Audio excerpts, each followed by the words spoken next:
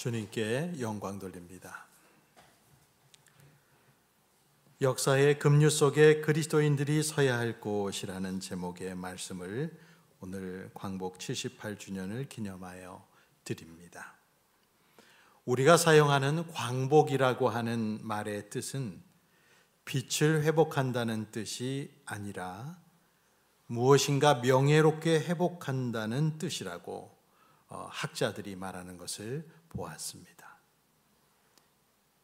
우리나라는 1945년 8월에 히로시마와 나가사키에 일본의 핵폭탄이 투하되고 일본이 항복한 후에 드디어 꿈에 그리던 해방을 맞이했습니다. 그로부터 78년의 세월이 흘렀습니다. 해방될 때 태어난 사람들은 벌써 78살이 되었으니 이제 일제시대의 혹독한 체험을 한 사람도 몇 사람 남지 않은 것 같습니다. 우리나라는 역사적으로 일본에게 많은 피해를 당했습니다. 900여 회의 우리 역사의 외침 속에 781번을 일본에게 외침을 당했으니 거의 일본에게 시달리고 산 역사라고 할 수 있습니다. 그리고 결국 일본의 제국주의의 야욕에 짓밟혀 수탈과 치욕에 36년을 보내야 했습니다. 일본의 제국주의는 말 그대로 군사력을 바탕으로 우리나라와 아시아의 여러 국가들을 자기들이 지배하려는 야욕에 불타서 20세기 우리나라와 아시아 여러 국가의 비극을 만들었습니다. 심지어는 1941년에는 저먼 미국 하와이의 진주만까지 초토화시키며 미국의 태평양 전쟁 개입을 초래했습니다. 특별히 올해는 1923년 일본 간토 지진, 우리가 관동대 지진이라고도 부르는 이 간토 지진 때 우리나라 사람들 6,661명이 학살당한 간토 대학살 100주년이 되는 해입니다. 일본은 아직도 간토 대학살을 인정하지 않고 있습니다. 뿐만 아니라 1937년 30여만 명이 일본군에 의해 학살당한 중국의 난징 대학살도 아직 인정하지 않고 있습니다. 한 열흘 전쯤에 일본의 한 민간단체, 그동안 일본군 위안부 문제를 세상에 널리 알리려고 노력한 일본의 이 민간단체가 일본 국내외에서 그동안 발견된 이 위안부 관련 공문서 1739점을 공개했습니다. 이 단체는 이것을 증거자료로 공개하면서 문서들이 일본군의 성폭력이 아시아 태평양에 광범위하게 존재했음을 보여준다 말했고, 군대가 위안소를 설치하고 조직적으로 관리, 운영한 사실은 역사에서 지울 수 없다고 이 단체는 발표하며 말했습니다. 여러분이 잘 아시다시피 일본은 망언과 사과를 번갈아 하면서 사과의 진정성을 의심받는 행동을 아직까지도 하고 있고, 독도는 일본 땅이라고 우기면서 일본 학생들에게 가르치고 있습니다. 일본의 침략은 없었고 다만 조선으로 진출했을 뿐이다 라는 말장난을 하면서 조선의 요청에 의하여 합병한 것뿐이라고 말하고 있습니다. 이렇게 손바닥으로 하늘을 가리는 일본의 자세와 이중적이고 진정성 없는 모습은 미래로 가야 할 한일 관계 발전에 큰 장애물이 되고 있습니다. 최근에는 후쿠시마 핵폐수를 세계인들이 함께 영구히 공유하는 바다에 버리겠다고 해서 일본인들의 반대, 우리나라와 주변국들의 반대에 부딪혀 있습니다. 어떤 분이 독일에 간 경험을 말해주더군요. 독일인 친구가 독일에 간 이 한국분을 데리고 어디를 갔는가 하면 유태인 학살 관련 유적지를 보여주러 갔었답니다. 나치의 죄와 관련된 장소에 자기를 데려간 것을 보면서 이 한국인은 적잖게 놀랬다고 합니다. 역사를 정직하게 시인하고 그 위에 새로운 세계를 세워가는 모습이 정말 놀라웠다는 것이죠. 만약 일본이 이와 같이 독일과 같이 자신들이 주변국들에게 주었던 고통과 피해를 역사관으로 만들어서 일본에 오는 사람들에게 모두 보여주고 사람이 상상할 수 없는 악행을 저지른 7.3.1 부대의 인체 실험 등과 동아시아 침략의 역사를 자세히 설명하고 후세들에게 가르칠 수 있다면 거기서부터 일본의 미래와 소망은 싹틀 수 있을 것입니다. 억지 유감 표명을 하는 검은 속내 일본 정치가들과는 달리 일본의 양심적인 지식인들 중에는 한국 사람들이 그만하라고 할 때까지 끝없는 사과를 우리는 해야 한다고 주장하는 분들도 있습니다. 그동안 일제 만행에 대해 사죄 운동을 벌여온 일본 기독교계의 양심인 오야마 레이지 목사님은 올해 5월에 96세로 돌아가셨는데요. 이 오야마 목사님은 일본에서 최초로 아시아 각국의 사죄 운동을 해야 한다는 사죄 운동을 전개한 목사님이십니다. 한일 친선 선교협력회 회장을 맡았던 고인은 일본인 원로 목사님 15인과 함께 위안부 문제 해결을 위한 수요 집회에 찾아와 일제 만행에 대해 사죄하기도 했습니다. 또한 일본군에 의하여 무참히 많은 교인들이 죽은 제암리 순교 현장에 가서 일본의 과거의 침탈을 깊이 사죄한다. 이제 그만하라고 할 때까지 계속 사죄하겠다는 플래카드를 들고 예배당 바닥에 엎드려 사죄하기도 했습니다. 오야마 목사님은 생전에 말씀하시길 일본 정부와 정치가들은 아무도 사죄하지 않고 있다. 바라는 점이 있다면 우리처럼 사죄하는 일본인이 있다는 것을 한국인들이 기억해 줬으면 좋겠다라고 말씀했습니다.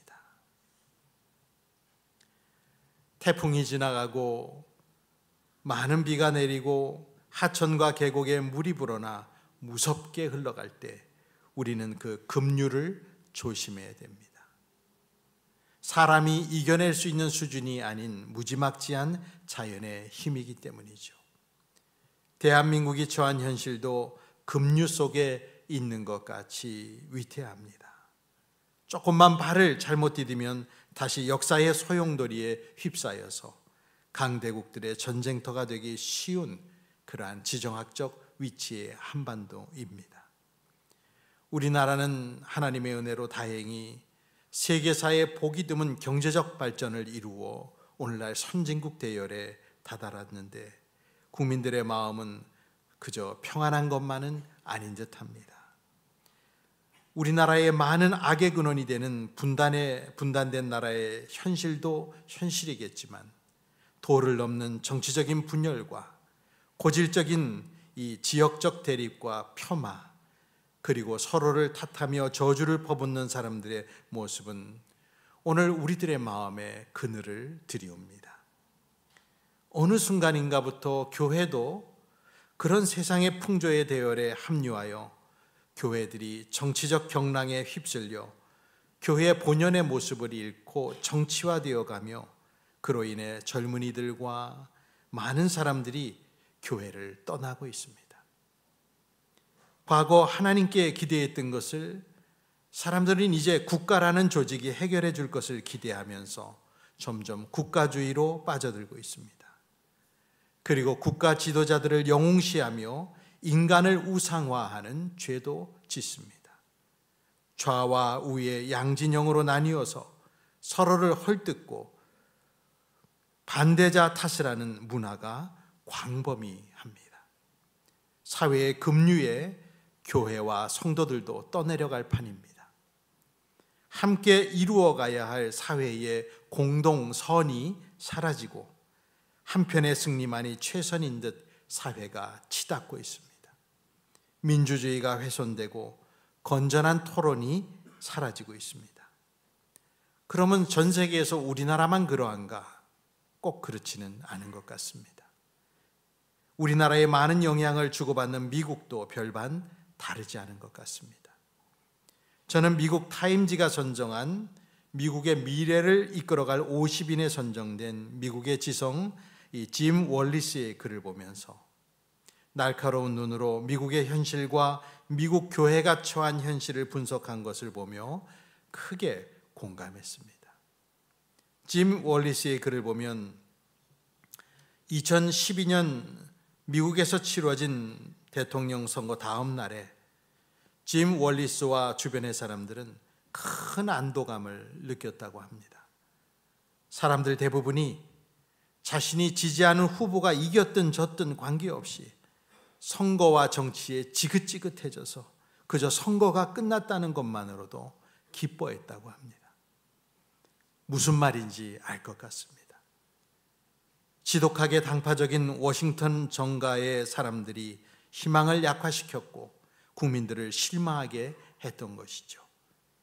정치가 해법을 찾는 일보다는 남을 비난하는 데 집중하고 통치할 생각은 하지 아니하고 선거 승리에 초점을 맞춤으로써 변화와 희망의 가능성이 미국에 보이지 않게 되었답니다.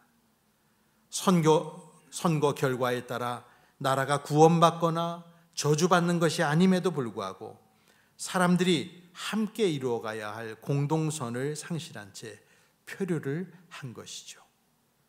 많은 미국인들이 이데올로기적인 극단주의자들이 벌이는 격렬한 전투 속에서 정치적으로는 머물 곳을 잃어버린 것처럼 느끼고 살아가고 있다고 합니다. 최근 미국의 기독교계의 설문조사를 제가 보면서 그런 사실을 여실히 느꼈는데요.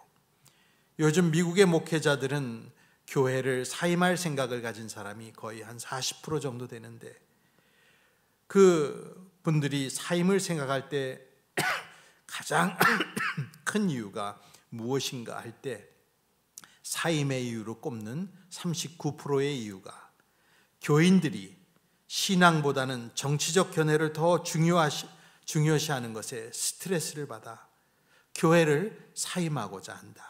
그런 말을 하셨습니다.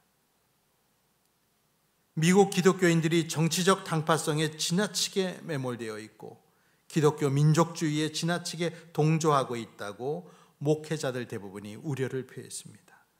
교회가 정치적 보수주의나 정치적 자유주의와 너무나 일치한다는 것이 문제라고 인식하고 있었습니다. 이것은 우리 한국교회도 마찬가지인 것 같습니다. 이 땅의 교회와 기독교는 왜곡된 정치 현실과 도를 넘는 비난과 저주가 일상화된 이 사회 속에서 빛과 소금의 역할을 감당해야 됩니다.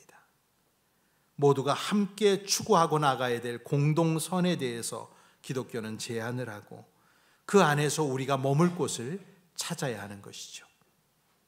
더 이상 정치 난민처럼 여기저기 표류하며 서로를 저주하는 모습으로는 하나님의 뜻을 이 땅에 실현시킬 수가 없습니다. 기독교인이 갖고 있는 고유한 이 공동선이라는 관념은 내 이웃을 네 몸처럼 사랑하라는 말씀과 지극히 작은 한 사람에게 한 것이 곧 나에게 한 것이라는 예수님의 말씀으로부터 나오는 것입니다. 이것은 생각해 보면 대단히 변혁적인 사회 윤리입니다. 한 율법 교사의 질문을 받으신 예수님은 그의 입을 통해서 성경의 가장 중요한 계명을 스스로 말하도록 하셨습니다. 그는 말했죠.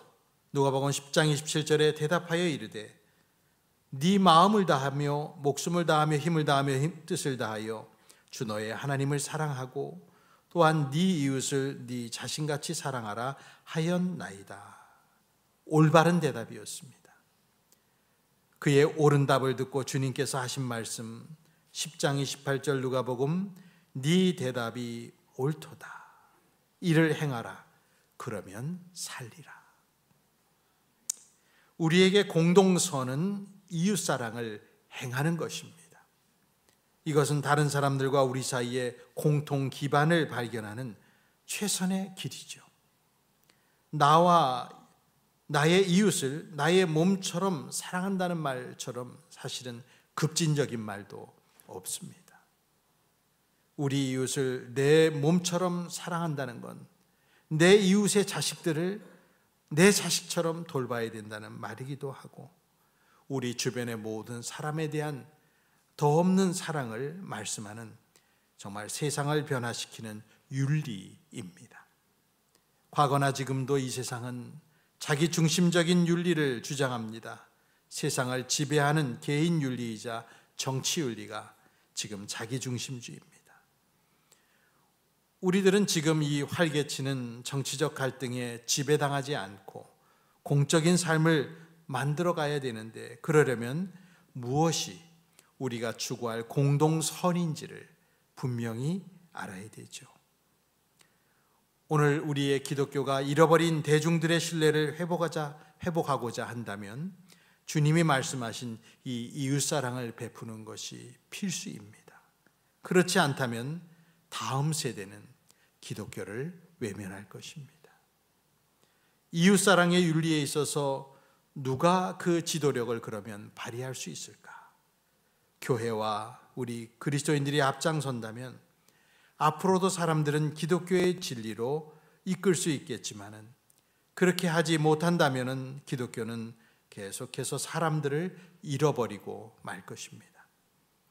기독교가 하나님께 받은 이 사회가 정말 이루어가야 할 공동선을 행하려고 할 때 과연 누가, 과연 어느 사람들이, 어디에 속한 사람들이 뜻을 올바로 구현할 수 있을까?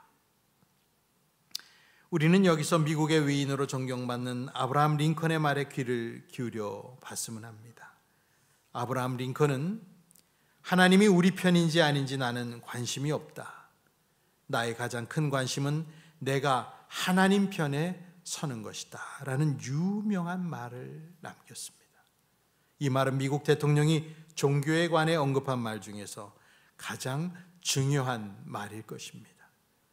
보통의 정치가들이나 대통령들은 하나님을 자기 편, 자기 나라 편, 자기 당의 편으로 끌어들이고 싶어 합니다. 그러나 링컨은 미국 역사에서 가장 심각한 분열을 초래하고 피해를 야기했던 남북전쟁이 끝난 직후에 끔찍한 갈등에 대해 부끄러워했습니다. 모든 진영의 죄에 대해서 죄책감을 느꼈습니다. 링컨은 다시 화해와 일치를 이루고자 한다면 겸손하게 회개해야 한다고 생각했습니다. 링컨이 대통령 재선 취임 연설에서 말한 내용이 아래와 같습니다. 어느 쪽도 전쟁이 이처럼 확대되고 오래 지속되리라고 예상하지 못했습니다. 양측 다 손쉬운 승리를 얻고자 했으며 이처럼 근본적이며 경악할 만한 결과를 기대하지 않았습니다. 양쪽 모두 같은 성경을 읽고 같은 하나님께 기도했으며 상대에 맞서 싸울 때 그분의 도우심을 구했습니다. 어느 쪽의 기도도 응답을 받지 못했습니다. 어느 쪽의 기도도 온전히 응답받지 못했습니다. 전능하신 분께서는 그분 자신의 뜻을 가지고 계십니다. 우리는 전쟁이라는 이 엄청난 징벌이 빨리 끝나기를 간절히 바라며 열심히 기도했습니다. 누구에게도 원한을 품지 말고 모든 사람을 사랑하는 마음으로 우리가 의를 알도록 하나님이 우리에게 주신 그 의에 굳게 서서 우리가 시작한 그 일을 끝내기 위해, 이 나라의 상처를 싸매기 위해, 이 전쟁의 고통을 견뎌내야 할 사람과 그의 부인과 고아가 된 그의 아이를 돌보기 위해 우리들 사이에, 그리고 모든 나라와 더불어 정의롭고 영구적인 평화를 이루고 소중히 지켜나가기 위해 함께 노력합시다 라는 명연설을 남겼습니다. 정말 감동적인 말입니다. 하나님을 자기 편으로 만들려는 시도는 틀린 것입니다. 우리가 하나님 편에 서는 것을 생각해야 합니다. 사람이나 집단이 자기가 한번 옳다고 생각하면 그 사람들은 하나님이 나와 같은 의견을 갖고 계신다고 자신 있게 말하고들 싶어 합니다. 그러나 이런 모습이 거듭되면은 그 종교는 진실성과 신뢰성을 잃게 됩니다. 우리는 하나님이 자기 편이라고 주장하는 사람들의 비극적인 사례를 역사에서 많이 봤습니다. 그런 사람들은 신의 뜻을 받들어 신의 영광을 위해 비행기를 납치해서 무고한 사람들이 가득한 빌딩으로 돌진을 했습니다. 그리고 그 어떤 또 다른 사람들은 그것을 응징한다고 하면서 대테러 전쟁을 벌여서 또 무고한 많은 사람들을 죽게 만들었습니다. 그것이 하나님의 뜻이라고 이들은 확신한 것이죠. 우리의 가장 큰 관심사는 저와 여러분이 하나님 편에 서는 것이 되어야 됩니다. 우리들이 내가 사는 지역, 내가 속한 인종, 나라, 집단, 심지어는 내가 속한 종교 기관에 대한 하나님의 특별한 축복을 주장하는 자세를 품는 것은 하나님을 우리 편으로 삼으려는 가장 위험한 사례들이 됩니다. 저와 여러분이 하나님 편에 서기 위해서는 겸손이 필요하고 하나님의 은총이 필요합니다. 그리고 우리들이 주장하는 모든 주장들을 꼼꼼하게 따져봐야 됩니다. 우리의 이웃이 우리와 다른 집단, 다른 가치를 주장하는 집단에 설사 속해 있을지라도 그 사람이 불교인이든 힌두교인이든 이슬람교인이든 심지어 그 사람들이 우리의 불구대천지 원수라 할지라도 크리스찬들은 그들을 사랑해야 합니다. 이런 일의 실천은 사실은 기독교가 말하는 회심, 거듭남의 계기가 없다면 불가능합니다. 기독교인다운 삶은 오직 거듭난 사람만이 할 수 있습니다. 그동안 자신이 주장했던 의견을 뒤엎어버릴 용기가 있는 사람만이 그렇게 살 수 있습니다. 이것이 세상의 빛과 소금이 되는 것이고 세상을 움직이는 기독교의 힘이요 본질입니다. 우리는 이 세상에서 만나는 진보주의자와 보수주의자의 갈등 사이에서 그 사람들이 부추기는 대로 자기네 당의 유력 인사를 중심으로 결집하여 맹목적이고 무비판적으로 그들을 지지하는 그런 모습을 보여서는 안 될 것입니다. 우리 사회가 함께 이루어가야 할 공동선을 위해서는 진보주의자도 필요하고 보수주의자도 다 필요합니다. 우리는 예수님이 이웃의 의미를 알려주시려고 말씀해 주신 그 선한 사마리아인의 이야기를 통해서 자기가 속한 계급적, 인종적, 국가적 충성, 그러한 충성에서부터 이제는 우리는 전 지구적인 그러한 정체성을 갖는 곳으로 우리의 정체성을 바꿔나가야 됩니다. 우리가 가진 여타의 다른 정체성들은 그리스도인이라고 하는 것에 비하면 다 2차적인 정체성입니다. 우리는 한국인이기에 앞서서 그리스도인으로서의 우리의 정체성을 만들어야 되고 경상도, 전라도, 충청도 사람이기에 앞서서 그리스도인이 나의 정체성이 되게 해야 합니다. 지금의 모습을 보면 기독교인과 기독교인이 전쟁터에서 만나서 싸우고 있고 기독교인들끼리 정치적 견해 차이를 두고 상대를 사탄이라고 말하고 있습니다. 보수주의 철학을 가진 사람들은 개인의 책임이라고 하는 최고의 가치를 좋아합니다. 진보주의자들이 갖는 최선의 이 철학과 관념은 사회적인 책임에 대한 촉구입니다. 이 두 가지는 언제나 함께 가야 되는 것이죠. 우리 모두는 개인적으로 책임을 다해야 될 뿐만 아니라 사회적으로 정의로워야 됩니다. 왜 우리는 이 둘 다를 선택하면 안 되는 겁니까? 우리나라도 그리고 미국도 대부분의 모든 나라도 이 두 가지의 가치가 함께 필요합니다. 진보와 보수, 이 두 가지의 가치가 우리를 어느 쪽으로 일방적으로 선택하라고 하는 강요를 받아서는 안 됩니다. 정치계의 변화가 필요하죠. 승리를 하기 위한 것에서 이제는 통치로 나가야 되고 비난하는 곳으로부터 해법을 말하는 곳으로 정치는 가야 됩니다. 미국도 우리나라도 보면은 정당의 통치는 사라지고 계속 선거운동만 하는 것 같습니다. 정치적 반대자들을 동료로 보기보다는 적으로 간주하고 그 사람들과 함께 일하는 것보다는 다음번 선거가 다가오면 그들을 납작코로 만들어줘야지라고 생각하며 이길 전략을 세우는 것만 몰두하고들 있습니다. 비난하고 상대 탓을 하는 자세들이 이제는 우리나라 양당, 민주당과 국민의힘의 통상적인 대응이 되어버렸습니다. 길거리마다 붙어있는 현수막 전쟁은 우리 대부분의 국민들을 피로하게 하고 부정적인 정치 광고에 환멸을 느끼고 있습니다. 그럴지라도 그런 광고가 효과가 있다는 것을 아는 정치가들은 그것을 놓을 생각을 하지 못하고 있습니다.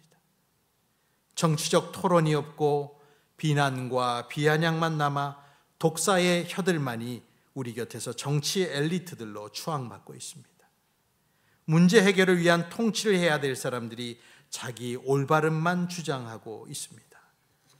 정치 논쟁이 타락하고 있는 것이죠. 우리는 이 끝없는 갈등에서부터 상호 존중으로 가야 될 때입니다. 역사의 급류 속에 우리 그리스도인들이 서야 할 것을 우리는 분명히 바라봐야 합니다.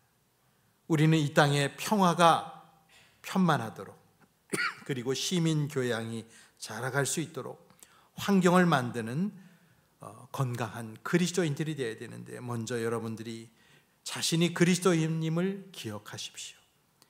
우리는 정치적 의견이 다양할 수 있지만 그리스도 안에서는 하나라고 말할 수 있어야 됩니다. 교회가 예수 그리스도의 몸 안에서의 일치보다는 우리가 속한 문화의 그 정치적 분열을 반영하는 곳이 되어서는 안 됩니다. 분단의 땅인 대한민국에 사는 그리스도인들은 정치적, 지역적 차이로 심각하게 분열된 이 나라에 소망의 또 화해의 메시지를 줄 수 있어야 합니다. 우리가 사랑하는 가족들, 이모, 삼촌, 그리고 큰아버지, 사람들을 떠올려 보십시오. 그리고 그 사람들과 우리가 함께 살아가는 즐거운 시간을 생각해 보십시오. 하지만 내가 떠올린 그 사람들이 정치적으로 보수주의자나 진보주의자라고 생각할 때 우리는 실제적으로 많은 어려움을 겪습니다. 정치적 견해 차이로 긴장이 가득한 가족 모임이 떠오릅니다. 명절 때 가족 식사 시간이 어떤 모습이 될지는 우리는 익히 알고 있습니다. 우리는 우리가 다니는 교회에서 정치적으로 나와 다른 견해를 갖고 있는 사람들을 알고 있습니다. 정치적 견해가 다르고 투표할 때가 되면 다른 후보를 선택하는 나와 의견을 달리하는 신앙의 형제자매들이 있습니다. 우리는 TV나 케이블 방송, 유튜브에서 진보주의자와 보수주의가 서로를 향해 말하는 온갖 폄하의 말들과 악마화한 말들을 과연 그 내가 떠올리고 사랑하는 가족들과 친지들에게 그 말을 사용할 수 있을까? 이 꼴통들, 이 빨갱이들, 이 친일 배역자들, 이런 말을 과연 우리 가족에게 할 수 있을까요? 왜 우리들은 이토록 무자비하게 됐고 적대적이 되었습니까? 우리는 우리 스스로가 크리스찬이라는 것을 잊으면 안 됩니다. TV와 신문 매체들, 유튜브 개인 1인 방송에서 돈 벌기 위해, 관심을 끌기 위해 지어낸 수많은 사실이 아닌 말들에 이끌려서는 안 됩니다. 요즘은 그런 매체가 없던 시절이 그립습니다. 그런 매체들이 없었던 때는 가족들과 더 많은 시간을 보내고 건전한 토론에 우리들이 하며 살았는데, 이제는 그러한 매체들로 인하여 세상은 더 삭막해지고 더 비난과 혐오만 가득 차게 되었습니다. 명백한 거짓말과 노골적인 증오를 드러내는 이 시대의 방송 매체들에 여러분의 영혼을 주지 마십시오. 이 상태로 가다가는 교회마저도 정치의 지배력에 의해서 교회의 모든 영향력을 잃고 어떤 한 정당의 지역 지부쯤으로 전락하는 타락을 경험하게 될 것입니다. 한국의 교회는 오늘날 남과 북, 동과 서, 좌와 우로 심각하게 분열된 이 나라에 소망과 화해의 메시지를 전할 수 있어야 합니다. 정치가 우상이 되지 않아야 됩니다. 정치는 더 나은 삶을 만들어갈 책임이 있는 것이지 천국을 만들거나 영생을 약속하는 영역이 아닙니다. 그리스도인들은 평화의 도구가 되기를 바라며 기도했던 성 프란시스처럼 미움이 있는 곳에 사랑을, 상처가 있는 곳에 용서를, 분열이 있는 곳에 일치를, 오류가 있는 곳에 진리를, 의심이 있는 곳에 믿음을, 절망이 있는 곳에 소망을, 어둠이 있는 곳에 광명을, 슬픔이 있는 곳에 기쁨을, 죽음이 있는 곳에 영생을 하나님께서 주시길 간구하는 이들이 되어야 합니다. 나는 그리스도인이라, 그것을 잊지 마시고 다음으로는 진리를 말하고 진실을 추구하십시오. 오늘날 정치적인 허위와 유해한 거짓말이 정치의 본질이 되어버린 현실에 맞서서 그리스도인들은 진리를 말해야 됩니다. 사실을 확인하지 아니하고 교인들이 문자로 기괴하고도 음모적이며 사실을 왜곡한 내용들을 퍼나르는 그런 모습들은 이제는 그쳐야 됩니다. 오늘날 세상은 이 기독교인들 사이에 퍼진 무분별하고 이러한 어리석은 모습을 비꼬며 기독교가 아니라 카톡교라, 그렇게 우리를 부르고 있습니다. 부끄러운 것이죠. 오늘 우리가 읽은 에베소 4장 31절과 32절을 기억하십시오. 너희는 모든 악독과 노함과 분냄과 떠드는 것과 비방하는 것을 모든 악의와 함께 버리고 서로 친절하게 하며 불쌍히 여기며 서로 용서하기를 하나님이 그리스도 안에서 너희를 용서하심과 같이 하라라고 하십니다. 저와 여러분이 굳게 지켜야 될 것은 진실과 진리, 진정성이지 우리 편이 아닙니다. 하나님이 내 편 되기를 바라지 말고 우리는 내 생각과 가치관을 버리고서라도 하나님 편에 서기를 결정해야 됩니다. 교회는 생명의 복음을 전하는 곳입니다. 교회가 특정 정치 집단과 동일시 되지 않기 위해 노력해야 됩니다. 최근에 아는 권사님 한 분이 가까운 곳에 교회를 다니시다가 너무 정치적인 모습의 회의를 느껴서 그 교회에서 발길을 끊으셨다는 소식을 들었습니다. 그런 곳들이 생각보다 많아지고 있습니다. 미국의 좋은 목회자였던 팀 켈러 목사님은 생전에 미국 교회가 특정 정당의 투표 세력으로 축소되고 있다는 우려를 표한 적이 있습니다. 맞습니다. 사람들은 교회에 정당의 가치를 기대하지 않습니다. 생명의 복음을 전해야 되는 것이죠. 그리스도인은 누구나 여러분 교회를 나가면 개인적으로 정치 활동을 하며 더 나은 사회를 만들기 위해 노력할 수 있지만 한 이데올로기나 정치 논리에 목숨을 걸어서는 안 됩니다. 세상의 어떤 가치도 하나님의 뜻을 온전히 반영하는 이념은 없습니다. 인간을 우상시하는 잘못도 범하기 쉽습니다. 대통령이라는 직책이 얼마나 힘이 없다는 것을 우리는 알고 있습니다. 과거에 미국도 오바마가 대통령이 됐을 때 환호했지만 그가 이룰 수 있는 것이 매우 적다는 것을 알고 실망했다고 하더군요. 우리는 메시아를 기대하는 정치 기대 심리에 부응하여 타락하지 말아야 됩니다. 여러분 각자의 개인으로서 정치 활동을 하며 하나님의 통치를 이 땅에 구현할 수 있게 하기 위해 노력하시되 진영 논리에 빠져서 윤리의 집단적 거래를 하지 말아야 됩니다. 하나가 틀리고 하나가 맞을 수 있는데 자신이 좋아하는 정치가나 자기 쪽 진영이라는 이유로 틀린 것마저도 윤리의 집단적 거래를 하면서 우리는 부도덕한 사람들이 되기 쉽습니다. 어떤 일에는 보수주의자가 될 수 있고 어떤 일에는 진보주의자가 되어서 우리는 각각의 사안이 합하여 하나님이 바라시는 공평과 평화와 정의가 되도록 힘을 써야 됩니다. 가장 보수적인 인생을 살지만 이웃과 세상을 향하여 나눔을 실천하며 사회적인 책임을 다하며 더 없는 진보적인 삶을 사는 사람도 가능합니다. 하나님은 정의롭고도 사랑이 많으신 분이십니다. 말씀을 맺습니다. 8.15 해방 78주년을 생각하는 주일인 오늘 더 자유롭고 정의롭고 복음으로 해방된 통일 한국을 그려봅니다. 서로의 차이를 지금보다 더 너그럽게 인정하면서 허물을 용서하며 말의 폭력에서 자유로워지고 서로를 용서하며 불쌍히 여기며 인생을 살 동안 서로 친절하게 대하는 그리스도 안에서 자유로워진 영혼들이 가득한 좋은 나라를 소망해 봅니다. 기도하겠습니다. 역사를 주관하시는 살아계신 하나님, 지금껏 세상을 살아갔던 사람들이 지금 우리들처럼 고민하고 당혹해하며 한 생을 살았을 것을 생각하며 우리의 부질없는 분노를 내려놓고자 합니다. 믿음, 소망, 사랑을 품고 경랑의 세파를 헤치며 그리스도께서 전해주신 평화와 사랑을 전하는 주님의 자녀가 되도록 우리를 인도해 주시옵소서. 혹독한 일제 식민 기간을 끝내고 새 역사의 시간을 허락해 주신 하나님의 은총을 생각하며 우리 후대에 더 정의롭고 평화로운 나라를 물려주기 위해 각자의 자리에서 힘쓰는 예수 믿는 우리가 되길 기도드립니다. 주님, 저 북녘의 눈먼 동포들과 권력자들을 불쌍히 여기사 우리 동포들을 자유케 해 주시옵소서. 우리 주변의 강대국들이 살상무기를 앞세워 다른 나라를 압박하지 말게 하시고 경제력을 빌미로 다른 나라를 종삼지 말게 해 주시옵소서.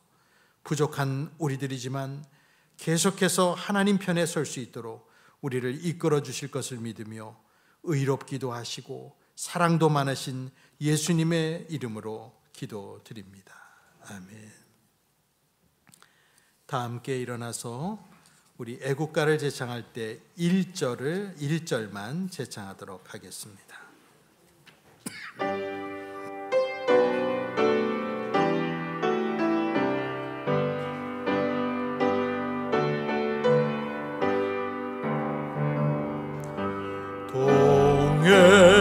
동해물과 백두산이 마르고 닳도록 하나님이 보호하사 우리나라 만세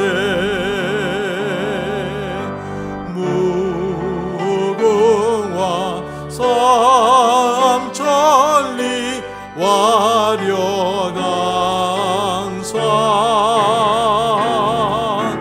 대한 사람 대안으로 길이 보존하세. 기도합니다.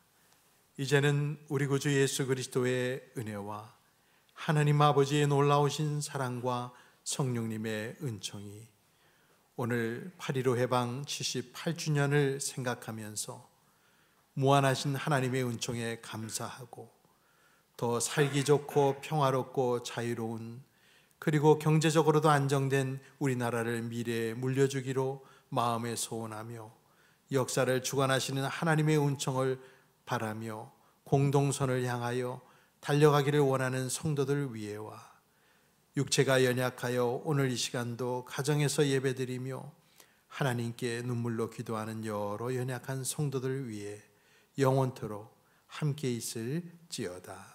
아멘.